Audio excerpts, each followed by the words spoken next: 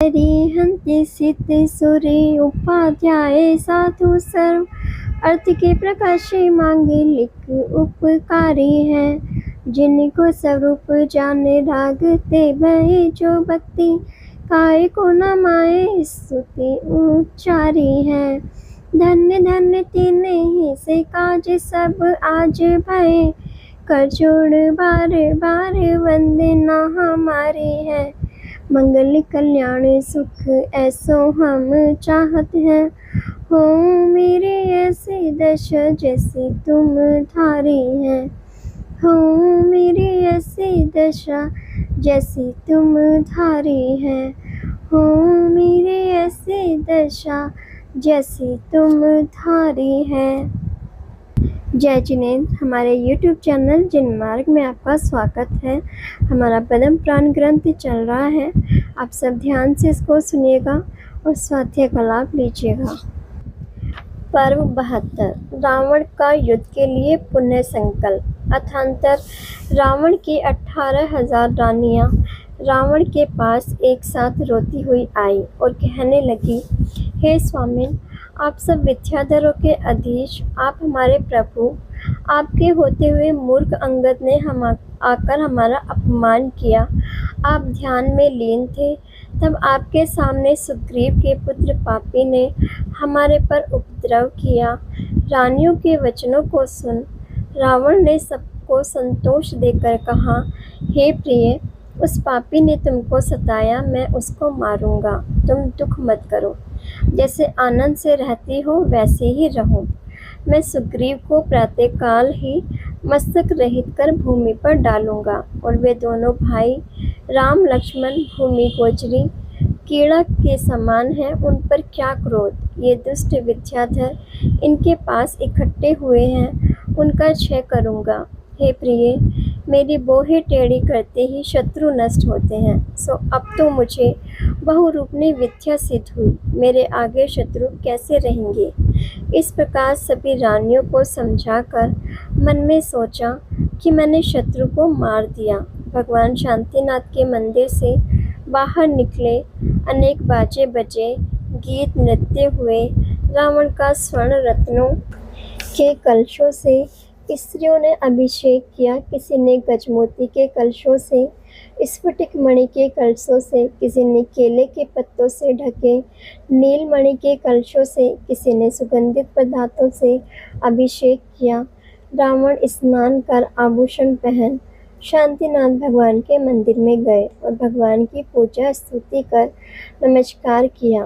पुनः भोजनशाला में आकर चारों प्रकार के खाद्य स्वाद ले पे उत्तम भोजन किए। पश्चात विद्या की परीक्षा करने के लिए क्रीड़ा भूमि पर गए। वहाँ विद्याधरों से नहीं बन सकते ऐसे अद्भुत रूप, बहुरूपनी विद्या के बल से रावण ने अनेक रूप बनाए। अपने हाथ के मुक्कों से भूकंप किया। राम के कटक में कपिवंशियों को ऐसा भय हुआ कि मृत्यु ही होगी और रावण को मंत्री कहने लगे, हे नाथ, आपको छोड़ रघुनाथ को जीतने वाला अन्य कोई नहीं है। राम महायोद्धा है, क्रोधित हुए तो क्या कहना, उनके सामने रण में आप ही जाना, दूसरे और कोई सम्मुख जाने में समर्थ नहीं है। अथांतर रावण ने बहुरूपणी विद्या से मायामयी सेना बनाई और जहाँ सीता उद्यान में बैठी थी वहाँ मंत्रियों सहित देवों समान गया।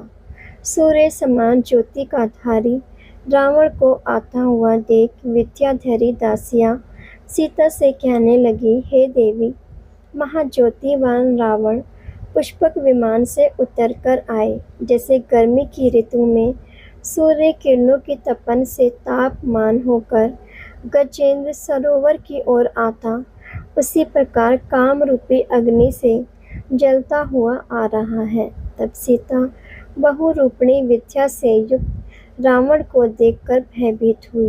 मन में विचारने लगी कि यह पापी रावण है, इसके बल की सीमा नहीं। क्या राम लक्ष्मण इसको नहीं जीत सकेंगे? मैं मंदभागिनी मेरे स्वामी राम को अथवा मेरे देवर लक्ष्मण को या मेरे भाई भामंडल को एवं मेरे पति के हितकारी हनुमान को और सेना में भी किसी को मरा हुआ नहीं सुनूं। यह विचार कर आकुलित मन से कंपायमान हो चिंता से रुदन करती हुई बैठी है। वहाँ रावण आया और कहने लगा, हे परम सुंदरी, मैं पापी कपट पूर्वक तुझे हरण कर ले आया। यह बात क्षत्रिय कुल में उत्पन्न हुई है। जो धीर वीर पुरुष है उनको यह बात सर्वथा उचित नहीं, परंतु कर्म की गति ऐसी है, मोह कर्म बलवान है, और मैंने पहले अनंत वीरे स्वामी के समीप व्रत ग्रहण किया था कि जो पर नारी मुझे नहीं चाहे तो मैं उसे बलात्कार ग्रहण नहीं करूँगा। उर्वशी रंभा देवांगना या परम अप्सरा महामनोहर हो तो भी मेरे प्रयोजन नहीं। यह प्रतिज्ञा का पालन करते हुए मैंने तेरी कृपा की है, अभिलाषा की, परंतु बलात्कार सेवन नहीं किया। हे जगत में उत्तम अप्सरा, अनुपम सुंदरता तेरी, तीन लोक में अद्भुत रूप तेरा। अब मेरी भुजाओं के चलाए हुए जो बाण, उनसे तेरे अवलंबन राम और लक्ष्मण को मरे ही जानना, और तू मेरे साथ पुष्पक विमान में बैठकर आनंद पूर्वक विहार कर। सुमेरु पर्वत, पंचमेरु के चैताल्य, चैत्य वृक्ष, अनेक वन उपवन, नदी सरोवर का अवलोकन करती हुई आनंद लो। तब सीता अपने दोनों हाथ कानों पर रख गदगद वाणी से दीनता पूर्वक कहने लगी, हे दशानन, तुम बड़े कुल में उत्पन्न हुए हो, तो मेरा एक काम करना। कदाचित संग्राम में मेरे स्वामी का और तुम्हारा शस्त्र प्रहार हो तो उसको पहले यह एक संदेश कहे बिना मेरे कंधे, मेरे प्राणों के आधार, मेरे स्वामी को मत मारना, और यह कहना कि पद्म नाभि भामंडल की बहन ने आपको ये कहा है कि आपके वियोग से, महाशोक के भार से महादुखी होकर मेरे प्राण आपके प्राणों तक ही है। मेरी दशा यह हुई है जैसे पवन की हवा से दीपक की लो। हे राजा दशरथ के पुत्र जनक की पुत्री ने तुमको बार बार स्तुति कर कहा है कि आपके दर्शनों की अभिलाषा से मेरे ये प्राण टिक रहे हैं। ऐसा कहती हुई मूर्छित होकर गिर पड़ी। महासती सीता की यह अवस्था देख रावण का मन अति कोमल निर्मल हुआ। महादुखी होकर चिंता करने लगा, अहो कर्मों के योग से राम और सीता का निस्संदेह स्नेह का क्षय नहीं। धिक्कार है मुझे, मैंने अति अयोग्य कार्य किया। ऐसे स्नेहवान युगल का मैंने वियोग कराया। अहो महापापी, मायाचारी, महानीच, मनुष्य समान मैं बिना कारण अपवश रूपी मैल से लिप्त हुआ। शुद्ध चंद्रमा समान हमारा गोत्र, उससे मैंने कलंकित किया। मेरे समान दुरात्मा मेरे वंश में नहीं हुआ। ऐसा काम किसी ने भी नहीं किया। वह मैंने किया जो पुरुषों में इंद्र हैं वह नारी को तुच्छ गिनते हैं। यह स्त्री साक्षात विष के समान है, कलह की उत्पत्ति का कारण है, सर्प के मस्तक की मणि समान महामोह का कारण है। पहले तो स्त्री मात्र का ही त्याग करना श्रेष्ठ है, तो पर स्त्री की क्या बात। पर स्त्री सर्वथा त्याज्य ही है। पर स्त्री नदी समान कुटिल, महाभयंकर, धर्म अर्थ का नाश करने वाली, सदा सज्जनों को छोड़ने योग्य ही है। मैं महापापी, अब तक तो यह सीता मुझे देवांगना से भी अति प्रिय लगती थी, वह अब मुझे विष के कुंभ समान दिखती है। यह तो केवल राम से ही अनुरागिनी है। यह तो मुझे नहीं चाहती थी, परंतु मेरे अभिलाषा थी। अब यह मुझे जीर्ण तृण समान दिखती है। यह तो केवल राम से ही तन्मय है। मेरा भाई महापंडित विभीषण सब जानता है। उसने मुझे बहुत समझाया, पर मेरा मन विकार को प्राप्त हुआ। मैंने नहीं माना और उससे द्वेष किया। जब विभीषण के कहने से ही मित्रता कर लेता तो अच्छा था। अब महायुद्ध हुआ, अनेक मारे गए, फिर कैसी मित्रता। यह मित्रता सुहृदों को योग्य नहीं, और युद्ध करते हुए दया का पालन होता नहीं। अहो, मैं सामान्य मनुष्य की तरह संकट में फंसा हूँ। कदाचित जानकी को राम के पास भेजता हूँ तो लोग मुझे असमर्थ जानेंगे, और युद्ध करता हूँ तो महाहिंसा होती है। ऐसे कई लोग ऐसे हैं जिनको दया नहीं, केवल क्रूरता ही क्रूरता है। वह भी मरते और मारते हैं। कोई दया सहित है, संसार के कार्य से रहित है, वह सुख से जीवन जीते हैं। मैं महामानी, युद्ध अभिलाषी, मेरे में कुछ भी करुणा भाव नहीं। वह मेरे जैसे महादुखी है, और राम के सिंह वाहिनी, लक्ष्मण के गरुड़ वाहिनी विद्या, सो इनसे वह महान है। इसलिए उनको मैं शस्त्र रहित कर जीवित पकड़ूं, पुनः बहुत धन दूंगा तो मेरी बड़ी कीर्ति होगी, मुझे पाप ही नहीं लगेगा। यह न्याय है, इसलिए ऐसा ही करूं। ऐसा मन में सोचकर महावैभव सहित रावण राज दरबार में गया। पुनः विचार किया कि अंगद ने बहुत अनीति की। इस बात से क्रोध कर नेत्रों को लाल कर रावण कहता है, वह पापी सुग्रीव नहीं दुर्ग्रीव है, उसे निग्रीव कहिए। मस्तक रहित करूँगा, उसके पुत्र अंगद को चंद्रहास खड्ग से 2 टुकड़े करूँगा। और लोग तमोमंडल को भामंडल कहते हैं। वह महादुष्ट है, उसे दृढ़ बंधनों से बांधकर लोहे के डंडों से मारूंगा, एवं हनुमान को तीक्ष्ण क्रोध की धार से चीर डालूंगा। वह महा अन्यायी है, एक राम न्याय मार्गी है, उन्हें छोड़ूंगा। और संपूर्ण कंपी वंशी सेना अन्याय मार्गी है, उनको शस्त्रों से विदारूंगा, चूर डालूंगा। ऐसा विचार रावण करता रहा। उसी समय सैकड़ों उत्पात होने लगे। सूर्य मंडल आयुध समान तीक्ष्ण दिखाई दिया। पूर्णिमा का चंद्रमा अस्त हो गया। आसन पर भूकंप हुआ, 10 दिशाएं कंपित हुई, उल्कापात हुए। श्यालिनी विरस शब्द बोलती रही, तुरंग गर्दन हिलाकर हिंसते रहे। हाथी रूखे शब्द करते रहे, करते हुए सूंड को धरती पर मारते रहे। यक्ष यक्षिणी की मूर्तियों के आंखों में आंसू बहने लगे। सूर्य के सम्मुख कोआ कटु शब्द बोलने लगे। जल से भरे सरोवर सूख गए। रुधिर की वर्षा हुए। थोड़े ही दिनों में लंकेश्वर की मृत्यु होगी।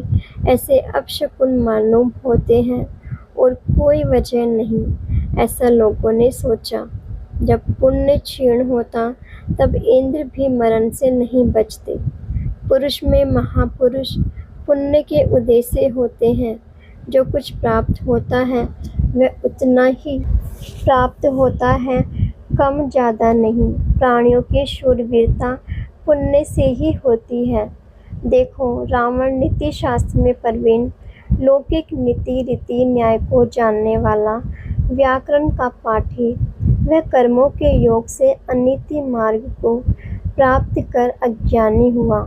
संसार में मरण के समान और कोई बड़ा दुख नहीं। यह मान के कारण रावण ने सोचा नहीं। रावण के सभी ही ग्रह अति क्रूर हुए, इसलिए अविवेकी रणक्षेत्र का अभिलाषी हुआ। रावण महाशूर वीरता के रस से युक्त अनेक शास्त्रों का ज्ञाता है, फिर भी अपने मान भंग के अभिमान से युक्त अयुक्त को नहीं जाना। गौतम स्वामी राजा शैनिक से कहते हैं, हे राजन, रावण महामानी अपने मन में सोचता है, वह सोचो, वह सुनो। सुग्रीव भामंडल आदि समस्त सेना को जीतूं, और कुंभकर्ण इंद्रजीत मेघनाथ को छुड़ाकर लंका में ले आऊं। वानर वंशियों के वंश का नाश करो, भामंडल को पराजित करो, एवं भूमि गोचरों को भूमि पर नहीं रहने दूंगा, और शुद्ध विद्याधरों की भूमि पर स्थापना करूंगा। तब 3 लोक के नाथ तीर्थंकर देव, चक्रवर्ती बलभद्र, नारायण हमारे जैसे विद्याधर कुल में ही उत्पन्न होंगे। ऐसे बिना प्रयोजन के ही विचार करता रहा। हे राजन, जिस मनुष्य ने जैसा कर्म किया है ऐसा ही फल भोगता है। ऐसा नहीं होता तो शास्त्रों के ज्ञाता कैसे लिखते? शास्त्र सूर्य समान है, उसके ज्ञान का प्रकाश होते ही अंधकार कैसे रहे? प्रत्येक प्राणी संसार के विषय भोगों की चिंता करता है, लेकिन अपने आत्म कल्याण की चिंता नहीं करता। दूसरों का नौकर बना है, स्वयं को भूल रहा है। इसलिए प्रत्येक जीव को सुख की ही इच्छा है, तो विषय भोगों को छोड़कर हमारा कल्याण कैसे हो? ऐसा चिंतन कर उसी अनुसार कार्य करना चाहिए। रावण के युद्ध का विचार करने वाला 72 पर्व पूर्ण हुआ। पर्व 73 मंदोदरी का युद्ध के लिए मना करना, रावण का हठ नहीं छोड़ना। अथान्तर दूसरे दिन प्रातःकाले सूर्य के उदय होते ही राज दरबार में कुबेर, वरुण, ईशान, यम, सोम समान बड़े बड़े राजाओं सहित सभा में रावण इंद्र के समान सिंहासन पर विराजमान हुआ। उस समय परम ज्योति को धारण करता हुआ जैसे ग्रह, तारा, नक्षत्रों से युक्त चंद्रमा की शोभा, ऐसे ही रावण की शोभा। ऐसी सभा को देखकर रावण चिंता करने लगा कि यहाँ कुंभकर्ण, इंद्रजीत, मेघनाथ नहीं दिखते हैं। इनके बिना इस सभा की शोभा नहीं। सभी पुरुष कुमुद रूप बहुत है, पर कमल रूप वे पुरुष नहीं। यद्यपि रावण का महारूपवान सुंदर महामनुष्य चेहरा था, फिर भी भाई और पुत्र की चिंता से मुख मुरझाया हुआ दिख रहा था। रावण महाक्रोधित, आशीविश, सर्प समान भयंकर विकराल रूप उसका देख मंत्री डरे कि राजा रावण को ऐसा क्रोध क्यों हुआ। तब हाथ जोड़ नमस्कार कर राजा मैं, उग्र, शुक्र, लोकाश, सारन इत्यादि सभी नीचे की तरफ देखते हुए विनती करने लगे, हे नाथ, आपके समीपवर्ती सभी योद्धा प्रार्थना करते हैं, आप प्रसन्न हो। कैलाश के शिखर समान ऊंचे महलों में बैठी हुई सभी रानियां सहित मंदोदरी देखती रही। रावण उठकर आयुधशाला में गया। अनेक दिव्य शस्त्र, सामान्य शस्त्र, अमोघ बाण और चक्रादि अमोघ रत्नों से भरी जैसे वज्रशाला में इंद्र जाए। जिस समय रावण आयुधशाला में गया, उस समय अनेक अपशकुन हुए। पहले ही छींक हुई। शकुन शास्त्र में पूर्ण दिशा के छींक हो तो मृत्यु का कारण। अग्निकोण में शोक, दक्षिण में हानि, नृत्य में शुभ, पश्चिम में मिष्ट भोजन, वायु कोण में सर्व संपदा और उत्तर में कलह, ईशान में धन प्राप्ति, आकाश में सर्व संहार और पाताल में सर्व संपदा। ये 10 दिशाओं में छींक के फल बताए। रावण को मृत्यु की छींक हुई। पुनः आगे मार्ग को रोका हुआ महाभयंकर नाग देखा और हाँ शब्द ही शब्द, दिक शब्द, कहाँ जा रहा है, ऐसे शब्द हो रहे हैं। हवा के द्वारा छत्र के वैडूर्य मणि का डंडा टूट गया। रावण का उत्तरासन गिर गया। दाहिनी तरफ बैठा कौवा बोला इत्यादि और भी कई अपशकुन हुए। वह युद्ध के लिए मना करते रहे। जो पुरुष शकुन शास्त्रों के ज्ञाता थे, वे अत्यंत व्याकुलित हुए। मंदोदरी ने शुक्र, सारन इत्यादि बड़े बड़े मंत्रियों को बुलाकर कहा, तुम स्वामी को कल्याण की बात क्यों नहीं कहते हो? अब तक अपनी और राम की क्या चेष्टाएं नहीं देखी? कुंभकर्ण, इंद्रजीत, मेघनाथ को राम ने बंधनों में डाले। राम, लक्ष्मण लोकपाल समान महातेज के धारक अद्भुत कार्य को करने वाले हैं। तब मंत्री आदि मंदोदरी को नमस्कार कर कहते हैं, हे महारानी, स्वामिनी, राजा रावण महामानी, यमराज समान क्रूर, अपने आप ही प्रधान है। इस लोक में ऐसा कोई नहीं जो रावण उनकी बात को माने। जो कुछ होनहार होता उसी प्रमाण बुद्धि होती है। बुद्धि कर्मों के अनुसार होती है। उसे इंद्र आदि देवों के समूह भी दूर नहीं कर सकते।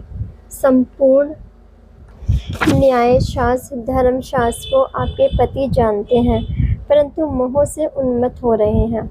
हमने बहुत तरह से समझाया लेकिन वह मानते नहीं हैं। जो हट पकड़ा है वह छोड़ने को तैयार नहीं। जैसे वर्षा ऋतु में नदी के जल के बहाव में तैरना कठिन है, ऐसे कर्मों के संयोग से जीव को समझाना कठिन है। स्वामी का स्वभाव दुर्निवार है, फिर भी आपका कहना करे तो करे, इसलिए आप हित की बात कहो, इसमें कोई दोष नहीं है।